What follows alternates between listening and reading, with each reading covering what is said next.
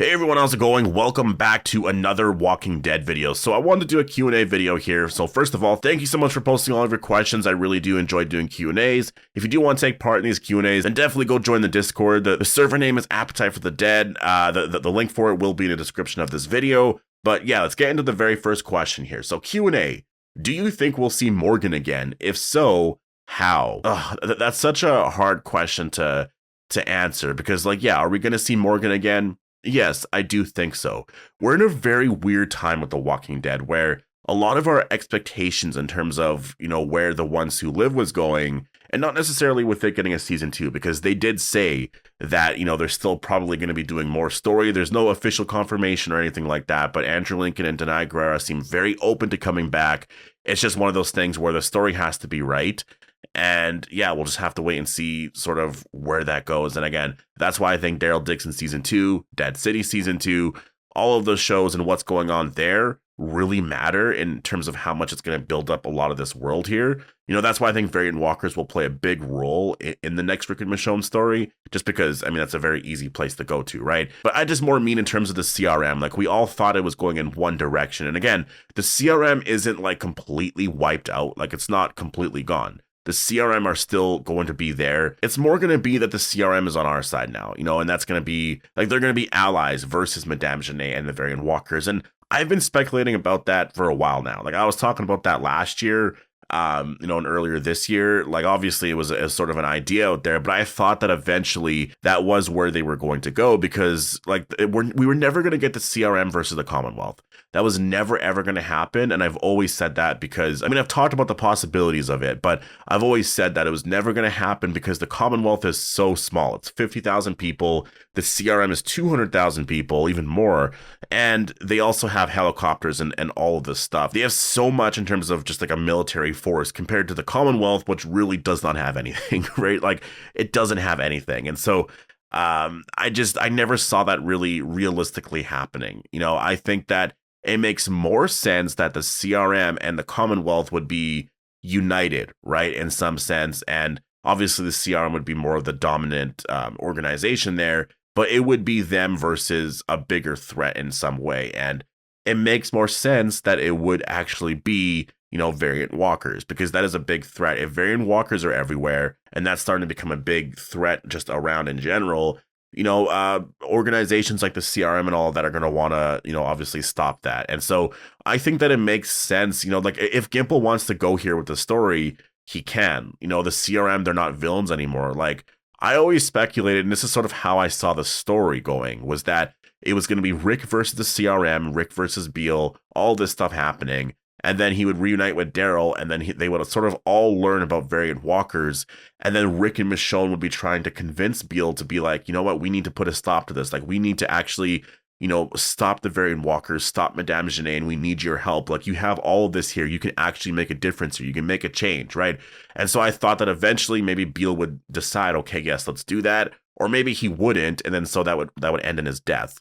And then eventually Rick and Michonne would sort of lead the CRM in a fight against the variant walkers with Madame Genet and all of that. That's kind of how I assumed all of it would go. And I also, in terms of the variant walker stuff, I just always assumed that Madame Genet would just lose control of all of that. Like right now she has control of variant walkers, but I just think that she's experimenting with stuff that is not meant to be really controlled. And I just think it's going to get really out of hand, and variant walkers are going to be spreading everywhere, and it's going to end up, in America and just literally everywhere, which is going to be a big concern. So that's sort of where I always saw the story going. And in that sense, you're making walkers the main story again, right? And again, when you look at where the CRM arc ended, we're basically at that point, obviously it's a little more disappointing in terms of where things ended with Beal, but I just think that you can still tell that same exact story. And also there's a little bit more context with it if you think about the fact that, Beal said that we have 14 years left or whatever. So maybe some of those questions come into play,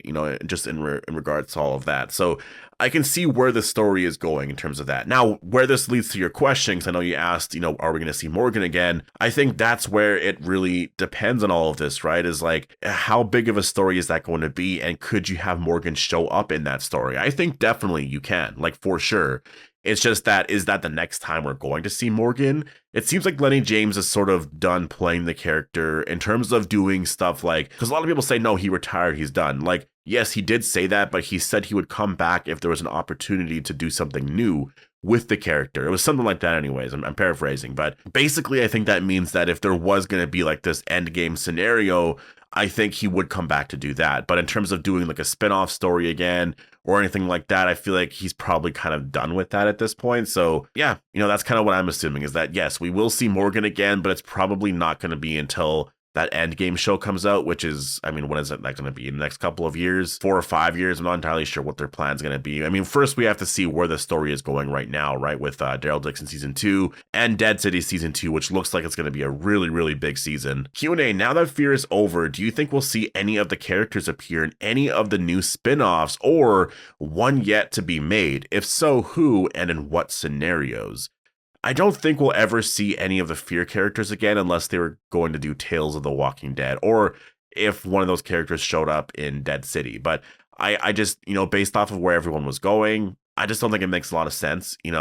I think that Dwight and Sherry, they can easily be in Dead City, but again, they were originally Walking Dead characters, so they're not really Fear the Walking Dead characters, right? So in terms of Fear the Walking Dead, I just think that maybe in some sort of way, if you do Tales of the Walking Dead, that you do a story or something like that. Like, I think that is possible. Q&A, why do you think the marketing has been so terrible for Daryl Dixon, even though it's supposedly coming out in 1 to 2 months? Well, I just did a video on this. I think it's because it's not coming out in 1 to 2 months. I think that they acquired Snowpiercer, the final season of that show, and I'm guessing just all the rights to that show in general, in March. And they had the release date as 2025. That's when it was originally announced anyways. And I think that just based off of, what they wanted to do with that show and all of that they, they just recently announced that show's coming out July 21st. And that season has 10 episodes, and that takes you until late September. So I think the reason why there's not a lot of information on Daryl Dixon is simply because the show has been sort of pushed off a month or two just to allow that show to actually air. And then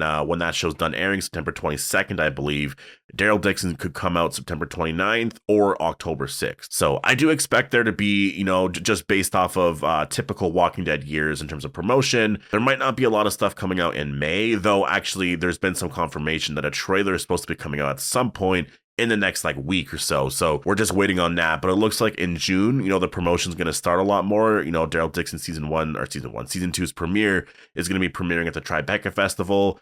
And then there's Comic-Con and all that. So I think that we're going to get posters and trailers. They're going to start to really promote the show quite a bit. And then obviously we'll have that release date and then just have to kind of wait for when that show is going to be coming out, right? Like, they are going to be starting with that very soon. Like, they sort of took a month and a half off since The Ones Who Live ended. The marketing will start to pick up a little bit more. I think it was just sort of in the unknown for a bit, because they had this new show that they wanted to air in the summer instead. So, and I'm just speculating on that. As I said in my previous video, I don't know. Maybe they still air Daryl Dixon at some point in the summer. But it's just, when you look at Snowpiercer and Interview with the Vampire, those shows are almost airing back to back. I mean, not quite. There's 2 or 3 weeks in between both shows. But Interview with the Vampire is airing May 12th, goes until June 30th. Snowpiercer airs 3 weeks later on July 21st, going until, I'm assuming, September 22nd. And so where do you air Daryl Dixon season 2 there, right? And both shows are airing on Sundays at 9 p.m. Eastern, when Daryl Dixon or any Walking Dead show usually airs. So that's why I think it's been pushed off, and I think that's why it's been a little quiet as of late. Q&A, you should do a Walking Dead comic book character tier list.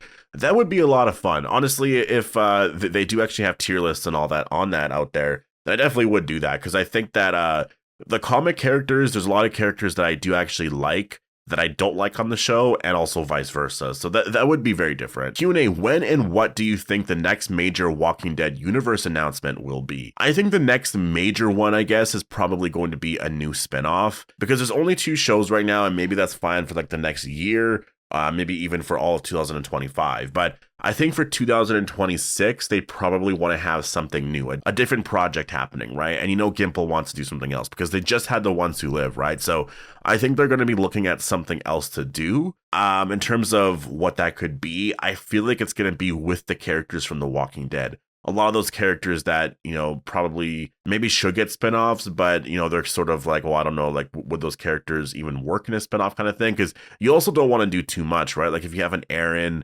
and Eugene and Ezekiel sort of spin-off. Like, yes, there's a story that you could do there, but would people watch for that show? Like, you're going to be assuming that that show is going to have lower ratings, and like, is it worth the effort of doing that? Like, could you hurt the Walking Dead franchise by having another spinoff like that, right? Whereas I think right now The Walking Dead's in a very good place with where everything is at. If anything, I think they should announce a new story, like an entirely new story with new characters, and just call it something else. Like, it doesn't have to be obviously Fear the Walking Dead, but just something Walking Dead, just literally a new show. And yeah, just have really cool characters there, and just make it a really awesome brand new story set somewhere else. It could still be in America, like that's fine, but just maybe more in a different region where it makes the story a little bit more exciting. I think that would be really cool. That would be very refreshing, I feel like, to the Walking Dead universe. But yeah, that's kind of what I think, is it's probably going to be like a new spin-off. That's going to be like the next big thing. Q&A, do you think that they should have had Major General Beal directly present in World Beyond? You know what? I do think that, looking back at it now, I wish they probably would have, but obviously they never had the casting.